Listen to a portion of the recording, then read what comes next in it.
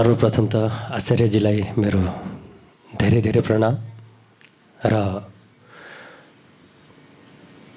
त्यो हृदय जो राम नाम जान्नको लागि, बुझ्नको लागि, अनुभव गर्नको लागि यहाँ आउनुभएको छ, त्यो हृदयलाई पनि मेरो धेरै धेरै प्रणाम। धेरै कम ठाउँमा मात्रै त्यो हृदयहरूको जमघट हुन पाउँछ जो प्यासको कारणले आइपुग्छ। अक्सर त हामी हल्ला र दुई कौडीको नेताको भाषणमै त्यो भिडमा हराइरह हुन्छौँ, ताली बजाउँछौँ। यो ताली स्वयंको लागि हो र स्वयंको हृदयको प्यासको लागि हो यो। र रामको बारेमा म भन्न सक्ने क्षमता राख्दिनँ। यो कोसिस हो, यो निरन्तर कोसिस हो। यो कोसिसमा सदा लागिराख्नु नै राम भक्त हुनु हो। यसको अन्त कहिले पनि छैन।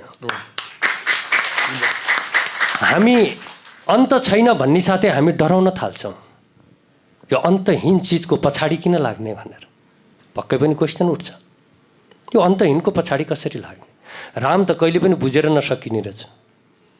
बुझेर सकिने त यतैतिर छन् नि, 5 वर्षमा बुझिन्छ, कोही तिनीहरूलाई पनि राम्रोसँग बुझ्न सकेका छैन।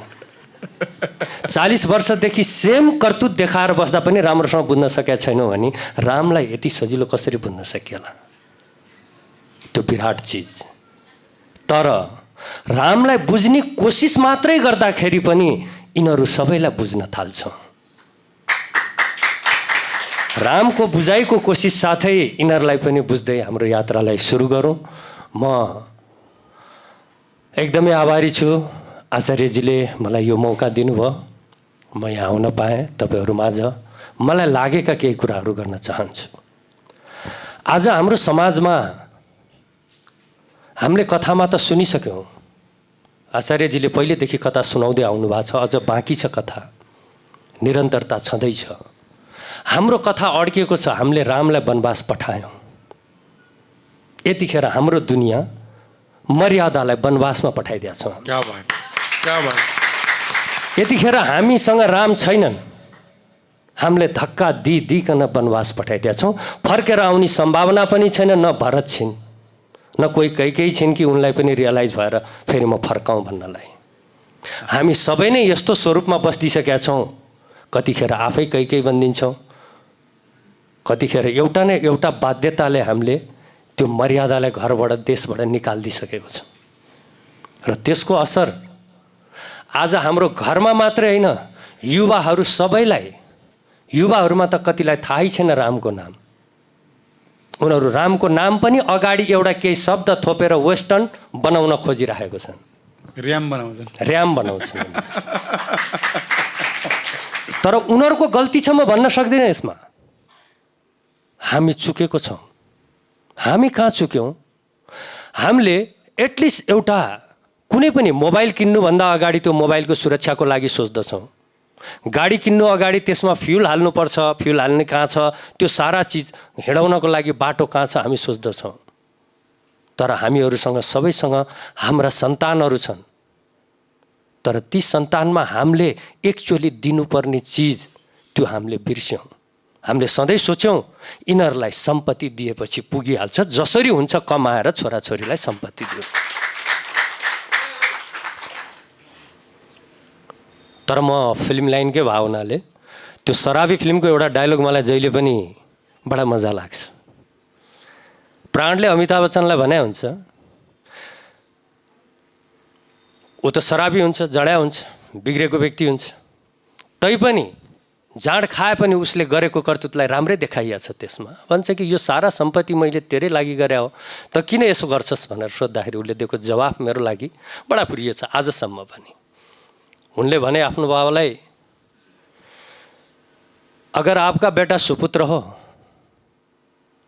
तो भी आपकी दौलत की क्या ज़रूरत है, वो खुद कमा लेगा। अगर आपका बेटा कुपुत्र हो तो भी आपकी दौलत की क्या ज़रूरत है, 5 दिन में ख़त्म कर देगा। दुईटै मायनेमा यसको कुनै भ्यालु छैन। भ्यालु छ त हाम्रो बच्चामा राम छन् कि छैनन्? आजको यो धरतीको आवश्यकता हो राम। जब हामी रामलाई बुझ्छौँ अनि कृष्णहरू बुझ्दै जाने हो। पहिलो बेसको आधार रामलाई नै बुझ्नु छ। चाहे जुनसुकै धर्ममा मानुन्, चाहे क्रिस्चियनिटीको कुरा गरौँ, चाहे इस्लामको कुरा गरौँ, त्यहाँ यदि राम छैन भने त्यो धर्म नै पूर्ण हुन सक्दैन। बिना रामको धर्म कसरी पूर्ण हुन सक्छ? बिना मर्यादाको कसरी पूर्ण हुन सक्छ कुनै पनि धर्म? राम मर्यादाका प्रतीक हुन्। तर सोचौँ त हामीमा कति मर्यादा छ, कति करुणा छ। करुणा यस्तो तत्त्व हो जो कान नसुन्नेले पनि करुणाको भाषा सुन्न सक्छ। आँखा देख्न नसक्नेले पनि एउटा करुणावान व्यक्ति अगाडि आएको छ भने उसले महसुस गर्न सक्छ। तर आज हामीमा त्यो तत्त्व नै कमी भइसक्यो। सोचौँ, यो vitamin A B C D जति पनि छन् तिनीहरूको तत्त्वले हामीलाई क्षणभरको लागि कमजोर बनाउला, तर राम तत्त्वको कमीले जीवनभरि नै कमी महसुस हुन्छ। हामीलाई जति पनि ताकत, जति पनि क्षमता आज यहाँ आएर, यहाँ मात्रै होइन हरेक सत्सङ्गमा गएर हामी त्यसमा डुब्न चाहन्छौँ। किन त? किनभने हामीमा पनि राम तत्त्वको कमी छ। यो पुरा गर्नु छ, ठाउँ ठाउँमा गएर पुरा गर्नु छ। हामी यस्तो अवस्थामा हिँड्नु छ, मौका पाउनु पर्यो, झुक्ने मौका खोजेर हिँड्नु छ।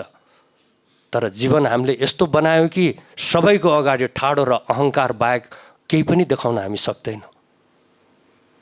4 दिन अहङ्कारलाई हामीहरूले पोषण पुऱ्याएन भने त्यही अहङ्कारले आफैलाई ढालिदिएर हुन्छ। हामी बिरामी हुन्छौँ, दुनियाँ हुन्छौँ, तर त्यो अहङ्कार हामी छोड्न सक्दैनौँ। हामीलाई के को कारणले गर्दा त्यो अहङ्कारपट्टि तान्यो त? किनभने हामीले राम बुझ्न सकेनौँ। बुझ्नु नै काफी छ। हाम्रो जीवन राम बुझ्नको लागि नै हो। ठिक छ, हामी डक्टर बनौँ, इन्जिनियर बनौँ, सिए बनौँ, वैज्ञानिक बनौँ। सोचौँ त, त्यो डक्टर के डक्टर? मैले डक्टर नबन्नु भने होइन। शरीरको विज्ञान बुझ्नुपर्छ। शरीर बाहिर देखिने विज्ञानमा मात्रै आधारित छैन।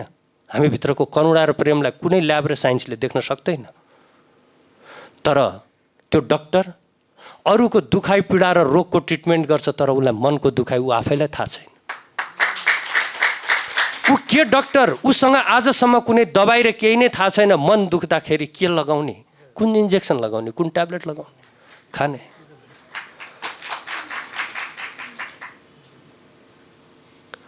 हामीले डक्टरलाई पनि सम्झाउनु पर्ने हुन्छ कि तिमीमा पनि रामको कमी छ। तिमीले पढ्या छैनौ कलेजमा। किनभने ऊ आफै मनको दुखी भएर अर्को दुखीलाई सेवा गर्दै आछ। सिए पढिन्छ, चार्टर एकाउन्ट बनिन्छ, दुनियाँभरिको हिसाब राखिन्छ, ब्याङ्कको हिसाब राखिन्छ, हिसाब किताब सब ठिकठाक बनाइन्छ। तर बाउआमालाई गर्नुपर्ने हिसाब सधैँ खाली नै छ। त्यो सिएको के मिनिङ र? हिसाब पूर्ण हुनुपर्छ। 2 मा 2 जोड्दा 4 हुन्छ भने त्यो 4 नै हुनुपर्छ। तर त हामी सिचुएसन र आधारमा डिपेन्ड भएर हामी 2 र 2 4 भन्ने पनि हिम्मत राख्दैनौँ। कतिखेर 4.25 बनाइदिउँ र कतिखेर 3.25 मा काम चलाउन भन्ने हाम्रो सोसाइटी बनाउँदै गयो। हामी पूर्ण हिसाबमा कहिले पनि हामी विश्वास राख्न सकेनौँ। जब हामीले हामीलाई नै पूर्ण रूपमा हेर्न सकिरहेको छैनौँ भन्ने हामीलाई रामको आभास कसरी हुन सक्ला? रामका यति मिठा कथाहरू हृदय छुन्छ। तर कम्पाउन्डबाट बाहिर निक्लिने साथै हामी रावणको किन फेसमा हिँड्छौँ? हामीले हर पल हरेक अवस्थामा जोख्न सक्नुपर्छ, म यतिखेर रामको पक्ष छु या रावणको पक्ष छु। सधैँभरि जीवनभरि यही तराजु राख्न सक्नु आध्यात्मको सुरुवात हो। यो पल्ला कुनै पनि समय कुनै पनि लोभ र लालचले भारी बनाइदिन्छ। हामी याद गरौँ न, दिनमा कतिचोटि रावण बन्छौँ र कतिचोटि राम बन्छौँ। अनि भन्ने बेलामा हामी रामको कथाको कुरा गर्छौँ। हामी रावणको भेषधारी रामको कुरा गर्ने हौँ हामी। तर त्यो क्यारेक्टर पनि रामायणभित्र छ। त्यहाँ हरेक किसिमको क्यारेक्टर छ। हाम्रो कुनै क्यारेक्टरलाई छुपाएको छैन हाम्रो शास्त्रले, सबै स्पष्ट नाङ्गो तरिकाले देखाइएको छ। तर हाम्रो बानी पर्यो यो कथा तिनको हो भनेर। कथा तिनको होइन, कथा हाम्रै नै हो, हामी नै हौ। र हरेक अवस्थामा हामीले जोख्न सक्नुपर्छ र यो जोख्न सिकाउनको लागि राम हुन्। हरे राम राम राम हरे हरे, यो त्यसै भनिया होइन, यो मन्त्र त्यसै बनेको होइन। मन्त्रको पनि मन्त्र मानिन्छ यिनीहरूलाई। महामन्त्रमा यति छोटो शब्द छ, हरे राम हरे राम। हामीलाई त रामले हरण गर्नुपर्ने हो नि, तर हरण त हामीलाई पनि रावणले नै गरिरहेछ। रिस देखाउँछौँ, रिस राग लोभ सबै चिजले हामीलाई हरण गरेको छ नि, होइन र? हामीलाई रामले कहाँ हरण गर्न पाए? हामी भन्छौँ मात्रै हरे राम राम हर, हामीलाई हरण गर, किडन्याप गर, तर पक्षमा छौँ रावणको। जबसम्म हामीले आफैले आफूभित्र यो चिजलाई हिसाब लाउँदैनौँ, बाहिरबाट कुनै पनि गुरुले हिसाब दिन सक्दैन। सुरुवातमा मलाई लाग्थ्यो म मात्रै अभिनय गर्ने हो भनेर। जब दुनियाँदारी बुझेपछि त मभन्दा खतरनाक अभिनय त सबै रहेछन्, दर्शकै अभिनयवाला रहेछन्।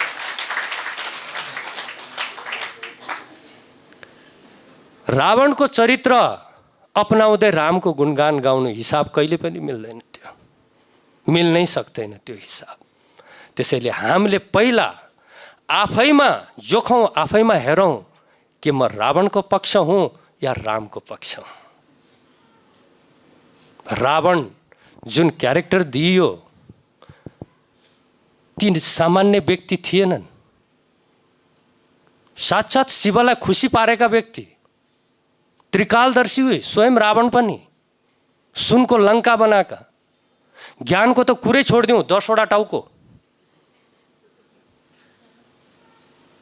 त्यति विद्वान, आफैमा ज्योतिष, त्रिकालदर्शी भनेपछि सकिहाल्यो, आफैमा वैद्य, सारा चिज।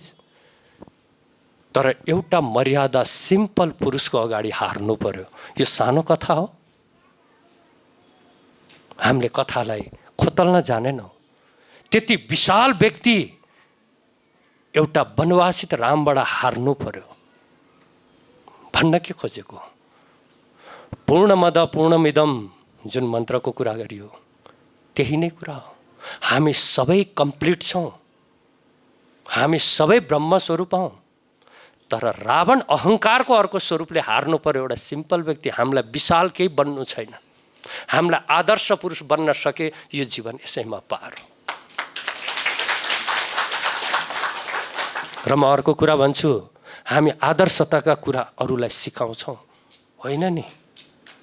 जब हामीभित्र करुणा र आदर्श भरिन्छ नि, बिना बोले पनि सामनेवालामा त्यो पनि सर्छ। कोरोना मात्रै सर्छ र सद्गुण पनि सर्छ। अहिले त वातावरण नै कोरोना सर्ने बनाइदिएको कारणले मात्रै कोरोना सरेको हो, नत्र सद्गुण पनि सर्छ। अब त अभियान सुरु गरौँ, हामी पनि सद्गुण सार्न थालौँ न, भाइरल बनाउन यसलाई पनि, होइन? आफू सद्गुणी त त्यो गुण सर्दै जान्छ। तर स्पष्टता कहाँ छ त? वैगुण सरेको हामी तुरुन्तै देख्छौँ, बिर्सिन्छौँ। एलिमेन्ट सेम हो। वैगुण सर्न सक्छ भने सद्गुण पनि सर्न सक्छ। र मुख्य कुरा, हामीलाई रामहरूपट्टि, कृष्णपट्टि, हामीलाई शास्त्रपट्टि यति धेरै विश्वास नहुनुको कारण के त? हामीलाई किन विश्वास लाग्दैन? यदि विश्वास लाग्दैन पनि पूर्ण विश्वास पनि गर्न सक्दैनौँ, फेरि हामी जमघट पनि हुन्छौँ। किनभने हामी भित्रको जो राम छ नि, हामीलाई पनि त्यत्तिकै बस्न दिँदैनन्। उनले पुर्याउँछन्, घाट घाट पुर्याउँछन्, तैपनि हामी बिर्सिन्छौँ। हामी किडन्याप भइसकेका छौँ रिस राग र लोभमा, अर्कालाई देखाउनमा, अरूको नजरमा आफूलाई स्थापित गर्नमा। यस्तोले किडन्याप गरिसकेका ठाउँमा रामले केही पनि हामी छुनै दिँदैनौँ। अघि आचार्यजीले भन्नुभयो, त्यो पारसमणि डब्बामा राखिया थियो, त्यो बिचको एउटा, होइन, टालोको कारणले उसले आफ्नो पारसमणि स्वरूप देखाउन सकेन भने जस्तै हामीले त्यस्ता टालोहरू धेरै राखेका छौँ। यो टालो अरू कसैले फुकाउन सक्दैन। यो हाम्रो व्यक्तिगत टालो, यो आफै फुकाउनुपर्छ। र फुकाउनलाई यस्तै सद्गुरुहरूबाट आउने, हामीले सत्सङ्गको सुरुवात गर्ने, बिस्तारै टालोपट्टि हामीलाई पनि आभास होला। किनभने जन्मोदेखि हामीले यति फोहोर र मैलो बनाइदिइसक्यौँ, यति खिया लागिसकेको छ त्यहाँ कि सत्यलाई छुन नै गाह्रो भइसक्यो। र अबको हाम्रो समस्या, हामीले हाम्रो बच्चाहरूलाई कसरी प्रभाव पार्ने यो सत्यको। अहिलेको बच्चाहरूले त भन्छन् यो सत्य के हो, उनीहरूको क्वेसन ठिक छ, उनीहरूलाई के चिज बन्नु छ, विदेश जानु छ, दुनियाँ चिज गर्नु छ, तर उनीहरूलाई यो विज्ञान बुझाउन सक्नेको कमी भएको कारणले उनीहरू बाटोबाट हटेका मात्रै हुन्। यतिखेर उनीहरूमा झन् ज्यादा प्यास छ। म देख्छु, म कलाकार भएको हिसाबले पनि यहाँ नाइट क्लबहरू छन्, एभ्रिडे नाइट क्लबमा गइन्छ, रक्सी खाइन्छ, रमाइलो गरिन्छ, बिहान आउँछ सबैलाई थाहा छ टाउको खुब दुख्छ। तर हामी सत्सङ्गले टाउको दुख्या त कहिले नि भन्दैनौँ, होइन?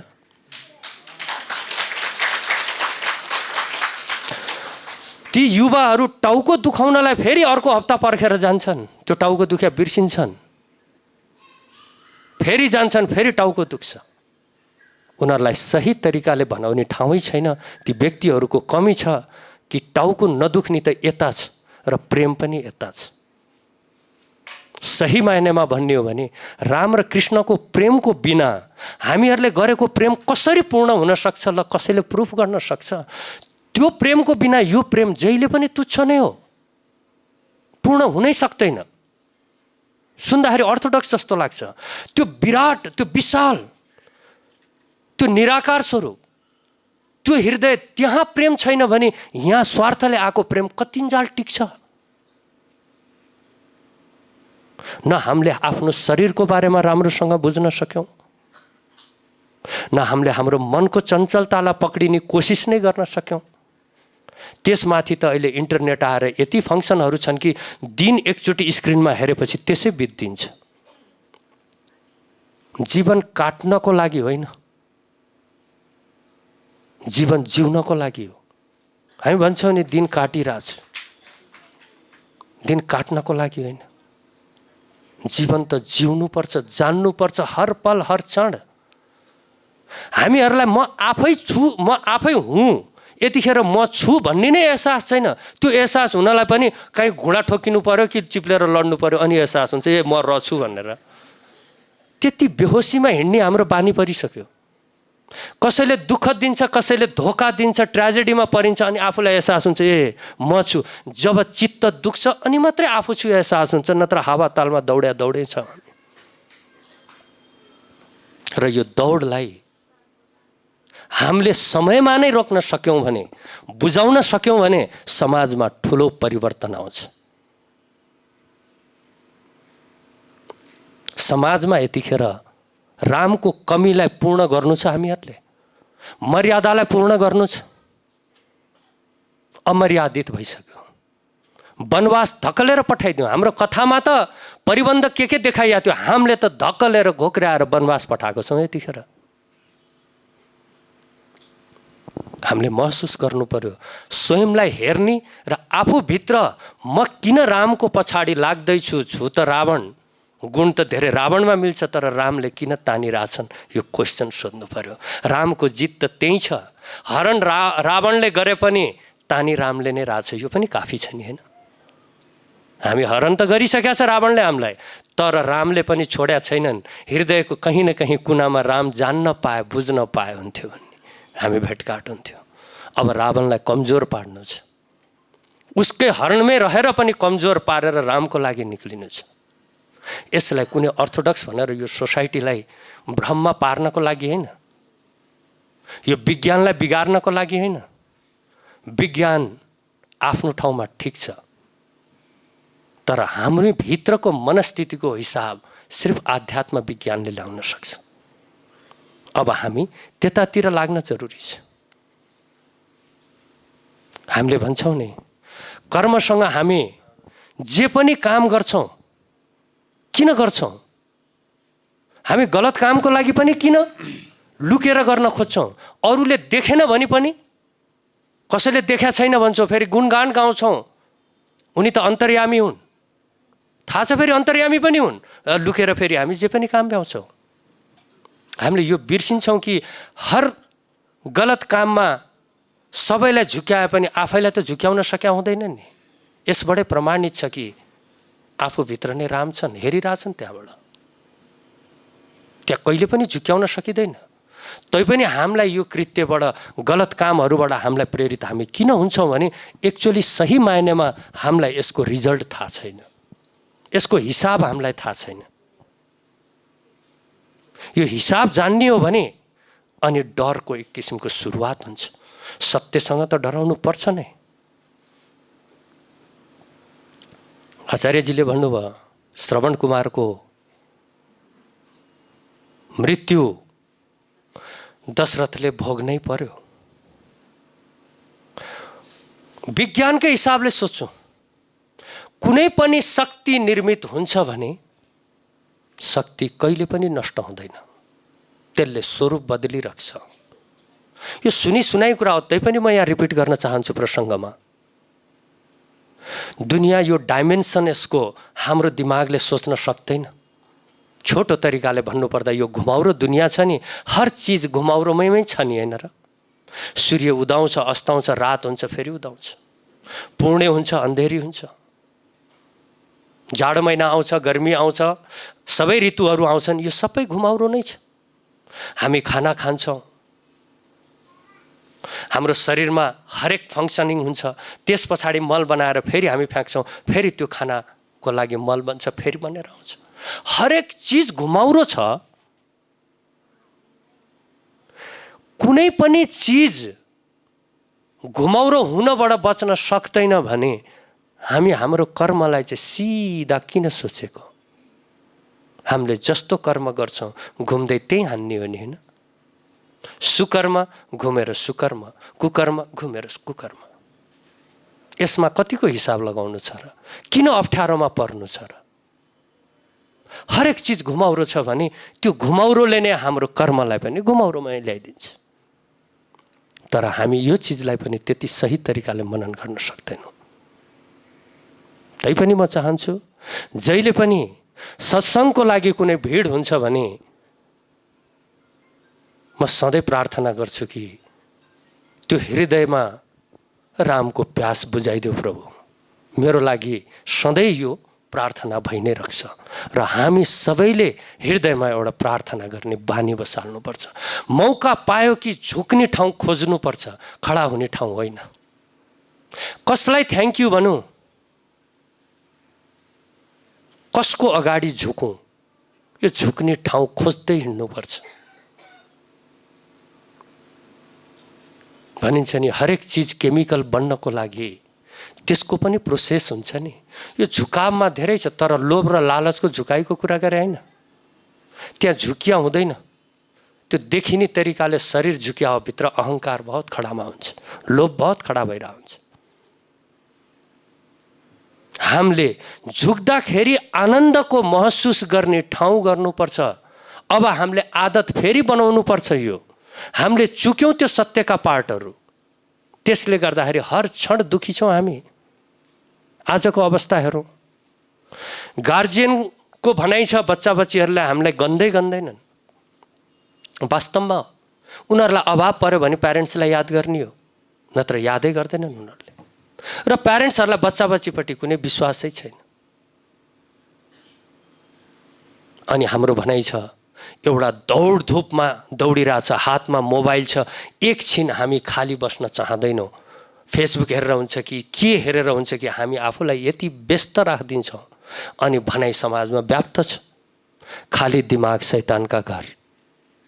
मेरो सबैलाई यही भनाइ हो, खाली दिमाग भगवानका घर चाहिँ किन हुन नसक्ने? मैले त्यो काम भए 2 घन्टा मैले टाइम पाएँ, अब म शैतानको घर बनाउने कि श्री रामको घर बनाउने, त्यो त मेरो हातमा थियो नि।